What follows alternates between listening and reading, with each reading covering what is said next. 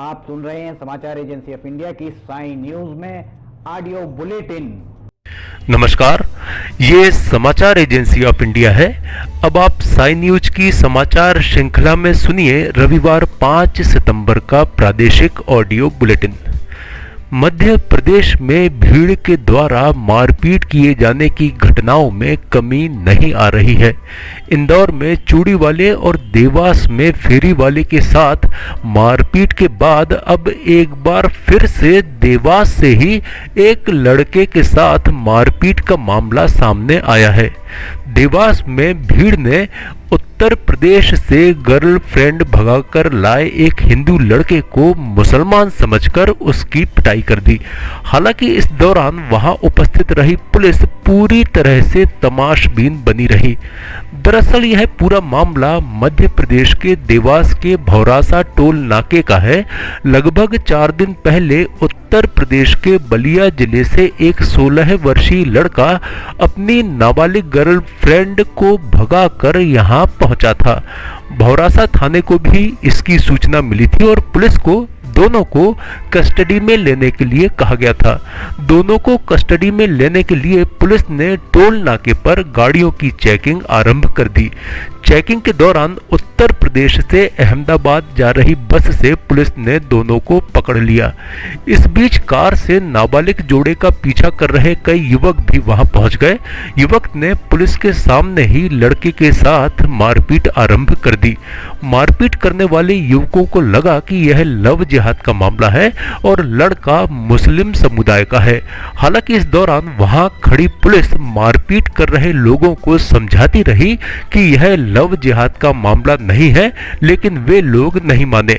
इसके बाद पुलिस ने जैसे तैसे उस लड़के को छुड़ाकर थाने भेज दिया।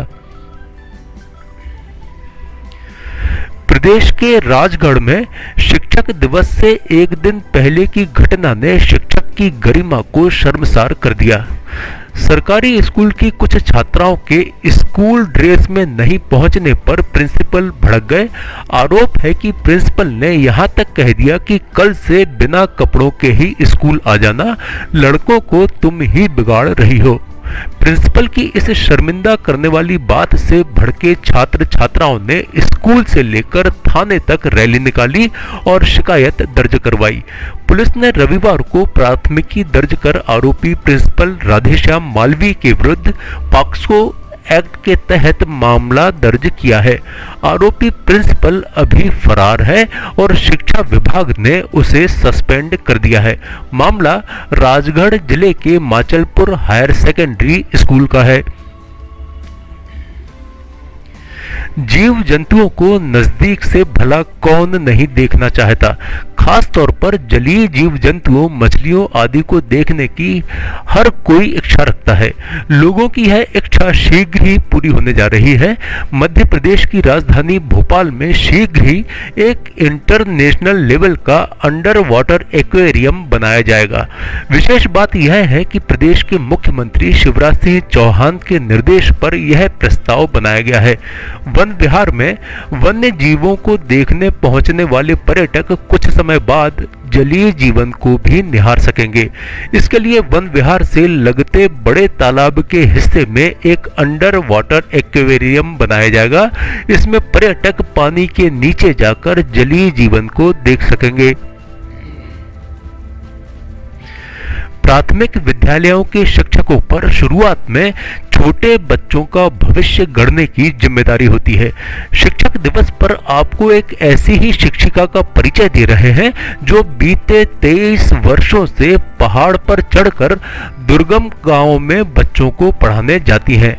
इस दुर्गम रास्ते को देखकर अच्छे अच्छे लोगों का मन डोल जाएगा, लेकिन 23 वर्षों में यह शिक्षिका कभी हौसला नहीं हारी है।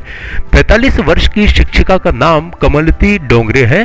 बैतूल से 25 किलोमीटर दूर पहाड़ी गांव गोला गोंदी में शिक्षिका कमलती बीते 23 वर्ष से ऐसे ही पथरीले रास्ते का सफर तय करके नौनिहालों की तकदीर संवारने स्कूल तक पहुंचती हैं।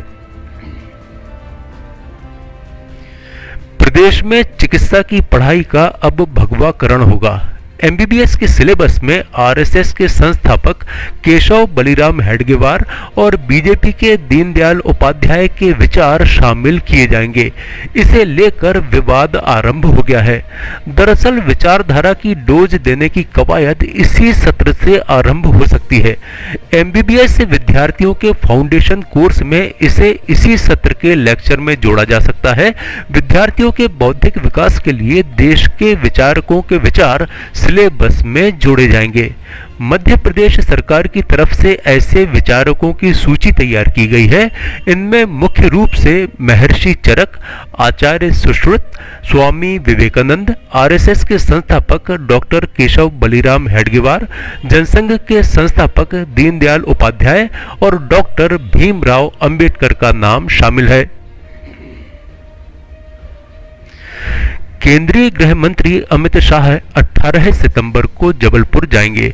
वे आजादी के अमृत महोत्सव के तहत आयोजित कार्यक्रम में शामिल होंगे। इस आयोजन में गोंडवाना साम्राज्य के राजा शंकर शाह और उनके पुत्र कुंवर रघुनाथ शाह के बलिदान को याद किया जाएगा। देश की आजादी के लिए किए गए संघर्ष के लिए अमित शाह दोनों बलिदानियों को श्रद्धा सुमन अर्पित करेंगे। समाचारों के बीच में हम आपको यह जानकारी भी दे दें कि मौसम के अपडेट जानने के लिए समाचार एजेंसी ऑफ इंडिया के चैनल पर प्रतिदिन अपलोड होने वाले वीडियो अवश्य देखें। मौसम से संबंधित अपडेट मूलतः किसानों, निर्माण कार्य, यात्रा या समारोह आदि के लिए फायदेमंद साबित हो सकते हैं।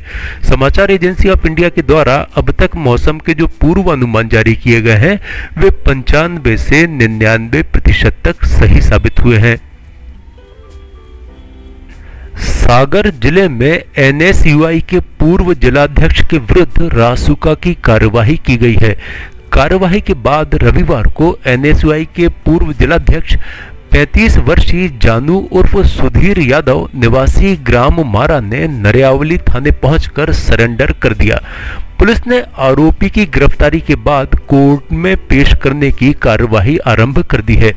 इसके पहले आरोपी पर जिला बदर की भी कार्यवाही हो चुकी है।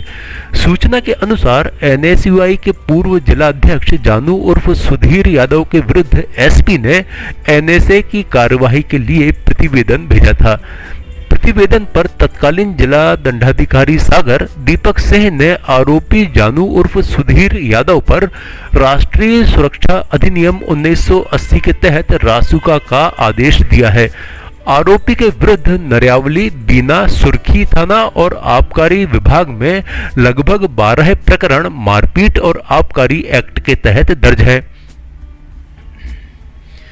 शहडोल में भारतीय जनता पार्टी नेत्री और नगर पालिका अध्यक्ष उर्मिला कटारे के बेटे ने अपने साथियों के साथ मिलकर एक युवक की जमकर पिटाई कर दी। पहले कार से टक्कर मारकर बाइक सवार युवक को गिराया, लात घूंसों से पीटा और बियर की बोतल सिर पर मार दी। इस मामले में पुलिस ने मामूली धाराओं में एफआईआर दर्ज करके आरोपियों को थाने से जमानत दे दी। वारदात शुक्रवार देर रात की है।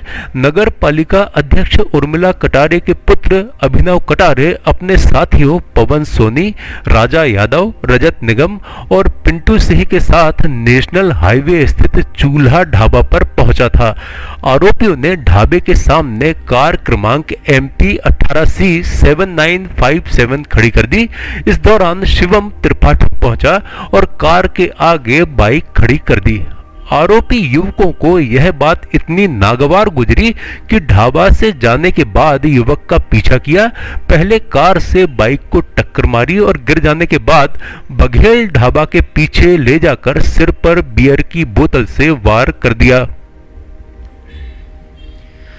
सोमवार 6 सितंबर को सोमवती अमावस्या पर्व स्नान पर शिप्रा में नहाना प्रतिबंधित रहेगा। कलेक्टर आशीष सिंह ने इस संबंध में कहा है कि बड़ी मुश्किल से कोरोना पर काबू पाया गया है। सामूहिक आयोजनों के कारण फिर से कोरोना न फैले, इसके लिए कुछ सख्ती आवश्यक है। ऐसी स्थिति में घरों में रहकर ही सोमवती स्नान व पूजा की जानी चाहिए। सोमवार को आखिरी सवारी होने के कारण रामघाट व नरसिंह घाट पर प्रतिबंध रहेगा। इसके अलावा अन्य घाटों पर भी पुलिस, होमगार्ड व अन्य सुरक्षा कर्मी तैनात रहेंगे। यहां नावों के माध्यम से लोगों को नदी में आने से भी रोका जाएगा।